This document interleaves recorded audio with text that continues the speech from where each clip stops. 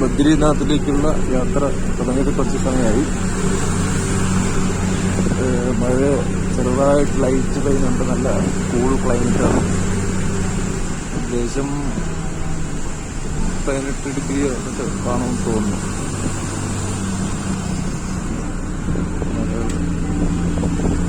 ബദ്രീനാഥിലൊരു 8 ഡിഗ്രിയോളം temperature കാണും.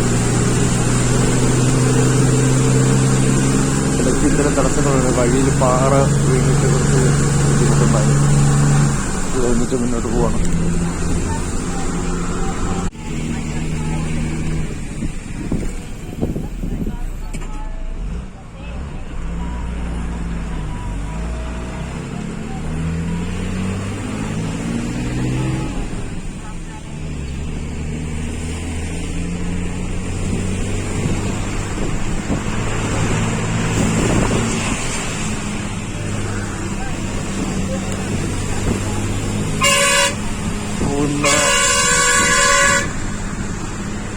Root ശരിക്കാളാകാൻ രാവിലെ മഴയുടെ ഒരു മൂടായതുകൊണ്ട് ക്ലൗഡ്സൊക്കെ മുകളിലുണ്ട്.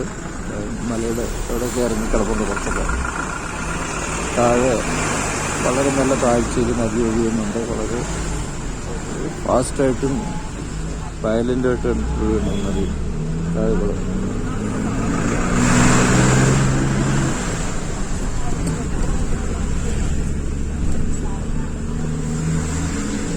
മനോഹരമായ കാഴ്ചയാണത്. താഴത്തിന് ഒഴുകുന്നത് കാണേണ്ട കാഴ്ചയാണ്. വളരെ ഉയരത്തിന് കാണുമ്പോൾ ഈ തണുപ്പും ഇതെല്ലാം കൂടെ നല്ല രസമാണ് കാണാനായിട്ട്. വളരെ ബ്യൂട്ടിഫുള്ളാണ്.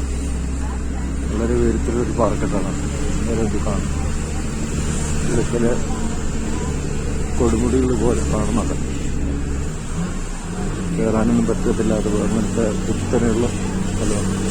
അതിൻ്റെ അടുത്തൊരു വെള്ളച്ചാട്ടം ഉണ്ടായിരുന്നതായിട്ട് കാണുന്നുണ്ട്. നീല നിറത്തിൽ കാണുന്നു.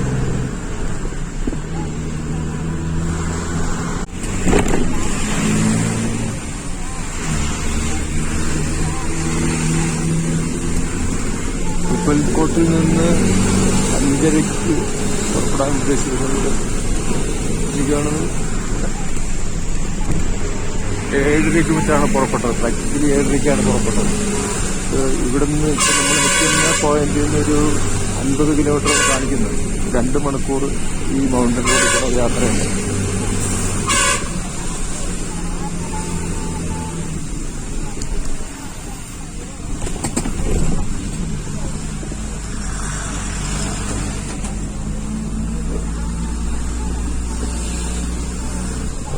മൗണ്ടൻ റൂട്ടാണ്. ഹെയർ പിൻ ബെൻസ് കുറവാണ്. അതിൻ്റെ കാരണം ഒരു മലയുടെ മുകളിൽ കയറുക എന്നുള്ളതല്ല. ഇവിടുത്തെ പല മലകൾ കടന്നു പോകുക എന്നുള്ളതാണ്. അതുകൊണ്ടാണ് ഈ ഹെയർ പിൻ ബെൻസ് കുറവായിരിക്കുന്നത്. അതിന് പകരം പല മലകൾ ഇങ്ങനെ ചുറ്റി റോഡ് പോകുന്ന ഒരു കൺസ്ട്രക്ഷൻ മെത്തേഡാണ് ഇവിടെ കാണുന്നത്. അല്ലാണ്ട് ഒരു മലയുടെ മുകളിൽ എത്തുക എന്നുള്ള ഈ മല അതിൻ്റെ ഒരു ഹൈറ്റ് കിട്ടാൻ വേണ്ടിയിട്ട് ഹെയർ പിൻ ബെൻസ് കൊടുത്തിട്ട് പിന്നെ അങ്ങോട്ട് പോണത് ഈ മലയുടെ കോണ്ടൂർ കടന്നിട്ട് അങ്ങനെ പോകും. ഇങ്ങനെ ഒരു മല കടന്ന് അടുത്ത മല കടന്ന് അതിൻ്റെ അടുത്ത മല കടന്ന് ഇങ്ങനെ. അതാണ് ഇതിൻ്റെ പരിപാടി. അതാണ് ഹെയർ പിൻ ബെൻസ് അത്ര ഇല്ലാത്തതിൻ്റെ കാര്യമാണ്.